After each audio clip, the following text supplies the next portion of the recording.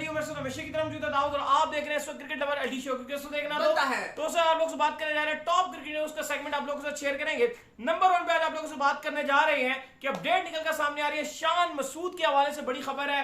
क्या खबर है हमने आपको पहले बता दी थी, वो आपको बताएंगे। स्क्वाड में कुछ तब्दीलियां होने जा रही हैं, बात करेंगे। लोग बहुत हमसे पूछ रहे थे, लगातार कल ये सवाल आ रहे थे भाई शो में हारिस सुहेल। तो बाबर आजम ने बड़ी बात की हारिस सुहेल को लेकर। क्या अपडेट हारिस सुहेल के हवाले से वो आपको बताएंगे। बात करेंगे पाकिस्तान और श्रीलंका की जो सीरीज है, अब उसमें पाकिस्तान जो है वो हेल्प प्रोवाइड करने जा रहा है श्रीलंका को खास, वो क्या है वो आपको बताएंगे। बात करेंगे कराची स्टेडियम और पिंडी स्टेडियम के लिए बड़ी शानदार खबर निकलकर सामने आ रही है, क्या है वो आप लोगों के साथ शेयर करेंगे। बात करेंगे पाकिस्तान का जो सेंट्रल कॉन्ट्रैक्ट है उसमें रेड बॉल की जो प्लेयर्स हैं उनके लिए कोई खास बात होने जा रही है, वो भी आपको बताएंगे। बात करेंगे चैंपियन ट्रॉफी जो खेली जानी है पाकिस्तान में 2025 की, उसको लेकर भी कुछ खास खबरें आ रही हैं, वो क्या है वो आपको बताएंगे। बात करेंगे कि पाकिस्तान के जो मीडिया राइट्स हैं सीरीजों के वो कहां पर गए हैं भाई, बड़ी खबर सुना दी पीसीबी ने, वो आपको बताएंगे। सरफराज मिकी आर्थर के साथ और कहां पर हैं क्यों, वो भी आपको बताएंगे। तो अगर आप हमारे चैनल पर पहली दफा आए चैनल को लाजमी सब्सक्राइब करें, साथ के बेल आइकन बजाना भूलिएगा। तो बात का आगाज करते हैं नंबर 1 खबर के साथ। जो हमारे पास आ रही है जो नंबर 1 खबर आ रही है वो हमारे पास ये निकल कर सामने आ रही है कि शान मसूद जो है वो एंट्री मारने जा रहे हैं पाकिस्तान और आपकी जो वेस्ट इंडीज के दरमियान ओडीआई सीरीज खेली जानी है इसके ओडीआई स्क्वाड के अंदर। देखिए पाकिस्तान वेस्ट इंडीज का स्क्वाड इस टाइम हॉट टॉपिक बना हुआ है और अगर आप पीसीबी की बात करें तो ऑलरेडी उन्होंने आज काफी सारे खिलाड़ी लंबी 30 खिलाड़ियों का उन्होंने अनाउंस किया पहले हाफ में, फिर अगले भी उन्होंने 30 अनाउंस किए हैं जो सेकंड हाफ में आएंगे और नेशनल हाई परफॉर्मेंस सेंटर में इनका कैंप लगेगा। अब उसमें अली अगर आप बात करें तो अब खबरें ये आ रही हैं कि शान मसूद को भी ओडीआई स्क्वाड में चांस मिलेगा। जैसे कहा जा रहा है कि जमान खान का नाम आ रहा है, यंगस्टर है उनको मौका मिलने का जा रहा है, मोहम्मद हारिस विकेट कीपर उनको मौका मिलने जा रहा है। साथ साथ अब खबरें आ रही हैं कि शान मसूद की भी वापसी हो रही है। बहुत ही अच्छी बात, क्योंकि आपके टेस्ट स्क्वाड में तो आ गए थे लेकिन ओडीआई में वो नहीं होते थे, तो अब ओडीआई में भी उनको मौका मिल रहा है। लेकिन अली सवाल ये है कि इमाम और फखर तो खेलेंगे, तो शान खेलेंगे किसकी जगह? कहीं ऐसा ही हो जाएगा कि जैसे टेस्ट में भी वो स्क्वाड के अंदर तो थे लेकिन वो खेले नहीं। सॉरी, अभी जो काउंटी में डरवे शायर की तरफ से शान की परफॉर्मेंसेज है वो बहुत ही आउटस्टैंडिंग है। 2 डबल सेंचुरियां मारी हैं, one of the leading run scorer जा रहे हैं। शान मसूद का एज अ परमानेंट मेंबर देखना चाहता हूं ओडीआई। कल फिर सेंचुरी मार दी थी उन्होंने काउंटी ओडीआई के अंदर बड़े जबरदस्त किस्म के बैट्समैन है, इनको परमानेंट मेंबर होना चाहिए टीम का। साथ ही साथ अगर आप देखें तो हारिस सोहेल के हवाले से भी अपडेट ये आ रही है कि बाबर आजम ने सिलेक्शन कमेटी से डिमांड की कि मुझे, अगर आपने काफी सारे प्लेयर्स को आराम करवा रहे हैं, शाहीन का नाम आ रहा है, हारिस रऊफ का नाम आ रहा है, रिजवान के नाम पर भी सोचा जा रहा है, तो उन्होंने कहा कि आप हारिस सोहेल को मौका देने, अगर आप उनके लास्ट 5 ओडीआईज की उनकी इनिंग की परफॉर्मेंसेस देखेंगे तो ऑलमोस्ट 60 प्लस की एवरेज है, 60 प्लस की उनकी एवरेज है, शानदार उनकी नॉक्स हैं। तो बाबर आजम ने डिमांड की, लेकिन कहा यह जा रहा है कि सिलेक्शन कमेटी ने, जैसे हमने आपको बताया था कि बाबर आजम को सिलेक्शन कमेटी की जो मीटिंग थी उसमें बाबर आजम ने आपके हारिस सोहेल को मांगा। वो चाहते थे कि हारिस सोहेल स्क्वाड में आए, लेकिन उनको कैंप के लिए भी मदू नहीं किया गया। बड़ी बुरी बात है, बहुत ही अफसोस की बात है। मोहम्मद वसीम सिलेक्टर ने, प्लेयर जो है वो बहुत कम है पाकिस्तान के अंदर, T20 के तो फिर भरे पड़े हैं। बहुत ही शर्म के साथ जो आपके सिलेक्टर है वसीम, उन्होंने उनको कैंप में भी मदू करना मुनासिब ना समझा, स्क्वाड में तो दूर की बात है। तो जब भाई बाबर आजम चाह रहे थे और कहा जा रहा है कि उन्होंने बाबर आजम को कायल कर लिया बातें करके, नहीं जी नहीं हम शान मसूद को दे देंगे, हम ये कर लेंगे, हम वो कर लेंगे, लेकिन हारिस सोहेल को भी हम मौका नहीं देना चाहते। तो बहरहाल हारिस सोहेल को जो आपका कैंप लगा, जो 2 कैंप लगेंगे, उन दोनों में इवन कैंप में भी नहीं बुलाया। चलो स्क्वाड में ना रखते, कैंप में तो आप बुला लेते, फिर अगर आपको लगता है तो आप पता चलता है कि फ्यूचर के आपके प्रोग्राम में है, इवन उसको कैंप में भी नहीं बुलाया। तो ये बहुत ही अफसोस की बात है। इवन बाबर आजम कप्तान चाहते हैं कि हारिस सोहेल आए, लेकिन आपके सेलेक्टर ने साफ मना कर दिया। इसके बाद जो हमारे पास अपडेट निकलकर सामने आ रही है, वो अपडेट हमारे पास निकलकर सामने आ रही है पाकिस्तान और श्रीलंका सीरीज के हवाले से। तो पाकिस्तान श्रीलंका सीरीज के हवाले से पीसीबी ने अब एक कदम आगे बढ़ के श्रीलंका को हर मकाम पर सपोर्ट करने का फैसला किया है। यानी कि श्रीलंका अगर श्रीलंका के अंदर भी सीरीज नहीं करवा पाता और किसी दूसरे न्यूट्रल वेन्यू के ऊपर भी सीरीज होती है तो पीसीबी की जानिब से ये स्टैंड है कि इनको मुकम्मल तौर पर सपोर्ट किया जाएगा। देखिए बहुत अच्छी बात है और होना चाहिए था, क्योंकि श्रीलंका भी हमारी बड़ी हेल्प करती है। आपको पता है जब एक बार अटैक हुआ था लाहौर में, उसके बाद इवन श्रीलंका दोबारा आई और बार बार पाकिस्तान आई और उसने भी पाकिस्तान को जो है वो एक सपोर्ट किया। तो अब मुश्किल वक्त है श्रीलंका में, उनकी इकोनॉमी गिर रही है। तो अब पीसीबी का ये कहना है कि अभी तो श्रीलंका वाली सीरीज दूर है, अभी तो आप बहुत कबल इस वक्त है कि आप बात करें, और अभी तो ऑस्ट्रेलिया और श्रीलंका की सीरीज है, देखते हैं वो होती है नहीं होती। लेकिन पीसीबी ने कहा है कि अगर श्रीलंका हमें दुबई में खेलने को कहेगा, किसी भी न्यूट्रल वेन्यू पे खेलने को कहेगा, हम वहां जाएंगे और अपने दोस्त को सपोर्ट करेंगे, क्योंकि श्रीलंकन क्रिकेट बोर्ड हमारा फ्रेंड है और इस मुश्किल वक्त में हम अपने दोस्त को नहीं भूलेंगे, चाहे वो कहीं भी कहेंगे क्रिकेट खेलने को, हम वहां जाके खेलेंगे। तो बहुत ही बड़ी और अच्छी बात है। क्या बात है। इसके बाद जो खबर निकल के सामने आ रही है वो हमारे पास आ रही है कराची और पिंडी स्टेडियम के हवाले से। बहुत से लोग कंप्लेन करते हैं, पिंडी स्टेडियम के अंदर हमने कवर भी की थी ऑस्ट्रेलिया का मैच, लगातार 4-5 दिन जो है लगातार हम जाते रहे और पूरा टेस्ट मैच हम वहां कवर करते रहे। तो वहां लोगों ने हमसे एक ही बात की कि एटलीस्ट पीसीबी में ये आवाज तो उठाइए कि चेयर्स जो है वो तो अच्छी इंस्टॉल शादी वाली कुर्सियां, शादी वाली कुर्सियां, और जो कुर्सियां दूसरी भी हैं वो ऐसी सख्त कुर्सियां कि बैठने के काबिल नहीं है, बड़ा मुश्किल हो जाता है सिचुएशन जो बैठने की जगह है वहां पर। तो अब जो है वो एकदम ये निकलकर सामने आया कि कराची के अंदर पिंडी स्टेडियम के अंदर नई चेयर्स पीसीबी की तरफ से इंस्टॉल की जा रही है। बिल्कुल, और बड़ी जबरदस्त कह रहे हैं कि अच्छी किस्म की जो कुर्सियां वो लगाई जाएंगी, चेयर्स लगाई जाएंगी जो पक्की परमानेंट चेयर्स होंगी। तो ये बहुत ही जबरदस्त किस्म का इकदाम है कि रावलपिंडी में और कराची में पहले हाफ में जो है वो सारी जो चेयर्स हैं वो लगाई जाएंगी, जो आपके दूसरे जो लोकल वाले स्टैंड्स हैं, जो आप कह लें कि जनरल स्टैंड है जहां पर सीढ़ियां होती है, टोटल स्टेयर्स हैं, वहां पर भी अब चेयर्स लगाई जाएंगी। तो अच्छी बात है।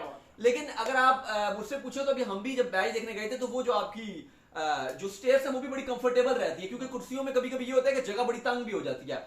लेकिन अच्छी कुर्सियां कंफर्टेबल है, आपको भी पता है, मुझे भी पता है कि वो मतलब दो बंदे इकट्ठे बैठे हो तो फंस जाते हैं। हाँ, वही तो मैं बात कर रहा हूँ कि वो थोड़ा अगर आप कुर्सियां लगाएं भी तो आई होप कि अच्छी और खुली वाली कुर्सियां लगाएं ताकि आराम से एक बंदा बैठ तो सके। लेकिन अब पिंडी और कराची में नई चेयर्स जो इंस्टॉल की जाएंगी। सही बात है। इसके बाद जो हमारे अपडेट निकल कर सामने आ रही है जी, वो आ रही है कॉन्ट्रैक्ट के हवाले से।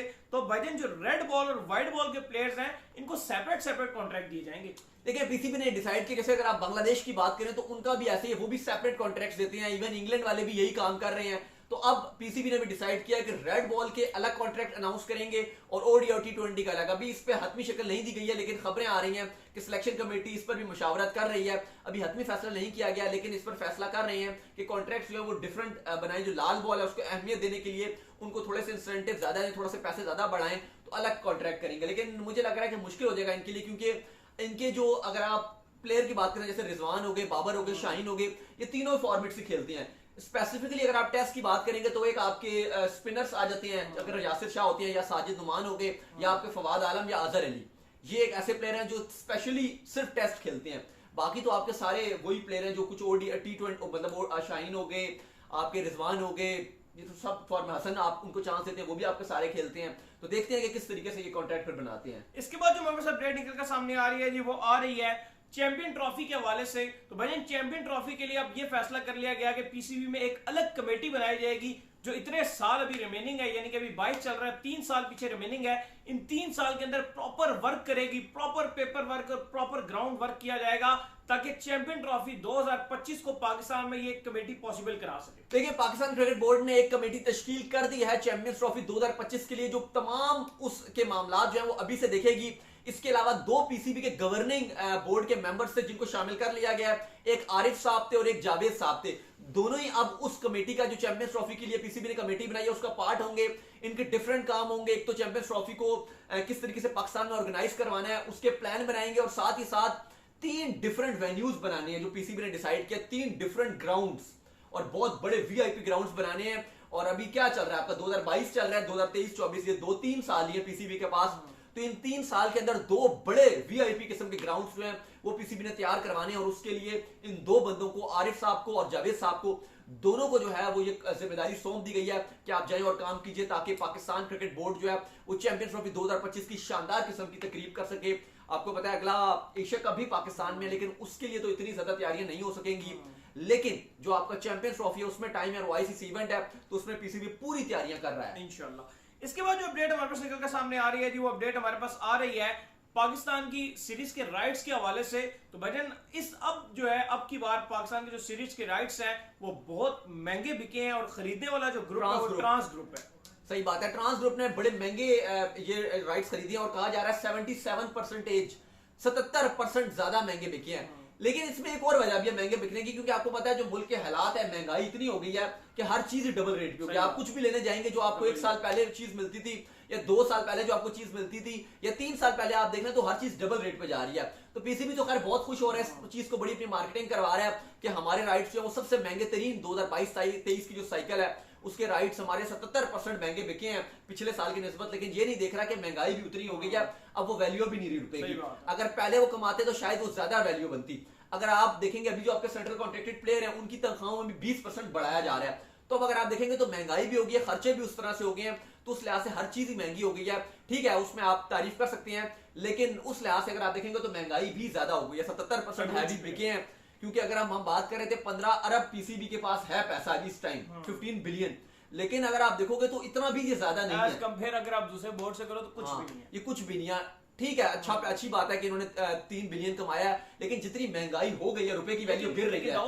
बाकी टीमों की निस्बत ये होम सीरीजें भी तो बहुत कम खेलते हैं। वो कितने लंबे अरसे के बाद आप मुझे बताएं कि ऑस्ट्रेलिया और पाकिस्तान की अच्छी लंबी सीरीज पाकिस्तान में वाहिद ये सीरीज हुई, इससे पहले खाली साउथ अफ्रीका आई है। और क्या सीरीज थी, वो भी नॉर्मल सीरीज, ये बहुत बड़ी सीरीज हुई, एक ही सीरीज हुई है। और अभी अब इंग्लैंड न्यूजीलैंड आएंगे। हाँ, और क्रिकेट हमारी होती कम है और आप खेलते ही कितना कम है। दूसरे बोर्ड तो प्रॉपर सही जिसे कहते हैं ना पूरा निचोड़ के निकालते हैं। बांग्लादेश को भी अगर आप ले लो, वो भी कितनी अच्छी क्रिकेट खेलते हैं। पाकिस्तान के साथ कितनी अच्छी सीरीज है। पाकिस्तान के साथ एक तो उन्होंने पाकिस्तान बड़ी टीम है, उन्होंने पाकिस्तान को बुलाया, फिर अभी श्रीलंका के साथ खेल रहे हैं। जब आपको पता है वर्ल्ड कप स्टार्ट हो रहा है, इंडिया में जाना है। वर्ल्ड कप जब स्टार्ट हो रहा था तो उस टाइम 5 T20 की सीरीजें रखी हुई थी ऑस्ट्रेलिया के साथ, वेस्ट इंडीज के साथ, प्रॉपर उन्होंने होस्ट की थी सीरीजें। सही बात है। तो वो न्यूजीलैंड ने खेली थी बांग्लादेश के साथ, ऑस्ट्रेलिया और न्यूजीलैंड ने। तो आप देखें तो बहुत अच्छी क्रिकेट हमारा जो बोर्ड है वो ऑर्गेनाइज नहीं करवा पाता, और अगर आप ज्यादा क्रिकेट करवाएंगे तभी पैसा जनरेट करेंगे। इस सवाल से एक कमेटी बनाई जाए कि जो सीरीजें अच्छी तरीके से मैनेज कर सके। वो आपके इंटरनेशनल के हैं, लेकिन वो भी ढीला काम में लगे रहते हैं। इस पर काम ज्यादा करेंगे तो पैसा भी ज्यादा आएगा। सबसे जो तगड़ा बंदा था ना वो वसीम खान था। वो तगड़ा बंदा था, और उसी ने आपकी ऑस्ट्रेलिया वाली, इंग्लैंड वाली, न्यूजीलैंड वाली सीरीज उसी ने रखवाई है। ये थोड़ा इनको ऐसा बंदा जरूरी है, क्योंकि बोर्ड में और क्या करना है, मेन मामला ये है कि आपने सीरीज रखवानी है, बाकी सब तो काम वेले वाले काम है। होता है ना कि मेन काम, बाकी तो मैनेजमेंट के लोग करेंगे, वो तो फजूल काम है, वो तो लिखन पढ़त, वो जो काम है वो तभी होगा जब आपकी सीरीज ऑर्गेनाइज होगी। अगर क्रिकेट नहीं तो किसी को तनख्वाह नहीं मिलेगी, किसी को पैसा नहीं मिलेगा, ना खिलाड़ियों को मिलेगा, ना फैंस को मिलेगा। मेन चीज है, जो मेन चीज, अगर आप वही नहीं काम करोगे, बाकी फुदू कामों में आप सारा फोकस करोगे, पूरा बेकार काम है।